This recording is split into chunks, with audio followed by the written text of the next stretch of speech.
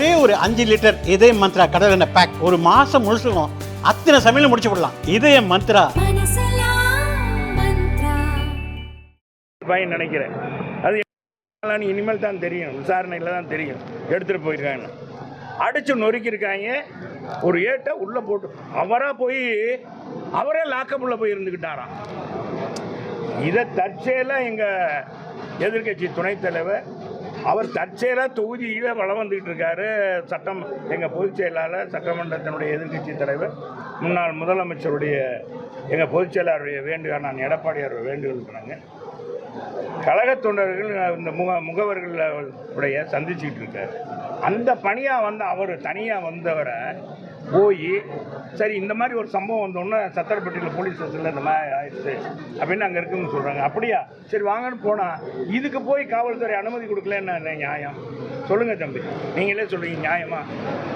ஏங்க அவர் இதை ஒரு அரசியலாக்கணும், இது வெளியே கொண்டு போகணும்னு நினச்சிருந்தா எங்களுக்கெல்லாம் ஃபோன் பண்ணி சொல்லி, இங்கே இருக்கிற ஒன்றிய செயலாளருக்கு சொல்லி எல்லாத்தையும் கூட்டிகிட்டு போயிருக்கேன். எங்களை கூட வேணாம் விடுங்க, இங்கே இருக்க ஒன்றிய செயலாளர் 10-200 பேரை கூட்டிகிட்டு போகிறாங்கன்னா, ஒரு ப்ரொட்டஸ்டண்டாக போகிறான்னா நம்ம எஸ்பி காவல்துறை துணை கண்காணிப்பாளர் தடுக்கிறதால நியாயம் இருக்குது, கைது பண்ணுறதுல நியாயம் இருக்குது. நீங்கள் அரசியல் பண்ணுறீங்க, எங்களை வச்சு அரசியல் பண்ணாதீங்க. இருந்தாலும் அவர் மனிதாபிமானத்தில் அவர் வெளிய அளவுக்கு தான் நடவடிக்கை எடுத்திருக்காரு. அவர் உள்ளன்னு சொல்லுங்க, நம்ம எஸ்பி அவர்களுக்கு மனசு சொல்லும், நல்ல அதிமுக ஒன்றும் இல்லைன்னா நம்மளுக்கு பாதுகாப்பே இல்லைடா, எடப்பாடியார் ஒரு ஆள் இல்லைன்னா இன்னைக்கு காவல் நிலையத்துக்கு மட்டும் இல்லை நமக்கும் பாதுகாப்பு இல்லை அப்படின்னு அவர் மனச்சாட்சி சொல்லும். ஆனால் இன்னைக்கு இந்த ஆட்சியினுடைய அவலத்தினால அவரை கைது பண்ணியிருக்காங்க. அது மிகப்பெரிய தவறு, இந்த அரசாங்கம் செய்த மிகப்பெரிய தவறு. மூடி மறைக்கணும்னு உளவாயை மூடி மறைக்கணும், ஊர்வாயை மூடி மறைக்கவே முடியாது. அதான் தனியாக சட்டமன்ற உறுப்பினர் தனியாக போய் ஏங்க இது என்னப்பா நியாயம், இது என்னங்கடா அது, எங்கள் ஊர் பாச நம்ம ஊர் பாசன இது என்னங்கடா இது நாடா என்னடா காடாடா, என்னங்க அர்த்தம், என்னடா ஆச்சு இதை என்னங்க அவர் ஒரு கடமையை என்னப்பா செய்ய போகிறாரு, செய்ய போகிறவரை போயிட்டு இதுக்கு போய் உள்ளே பிடிச்சி போட்டிருக்கீங்களே. நாங்கள் வேறு அங்கேருந்து படின்னு வந்துக்கிட்டு இருக்கோம். இங்கே வந்த பிறகு தான் என்னென்ன கேட்டால் என்னென்ன மாதிரி சொல்கிறாரு. அவர் நினச்சிருந்தா இங்கேயே எத்தனை பேர் சேர்த்துருப்பார், இந்த ஒன்றியத்தில் ஒரு 1000 பேரை திரட்டியிருப்பார், அரசியல் பண்ணியிருந்தார்.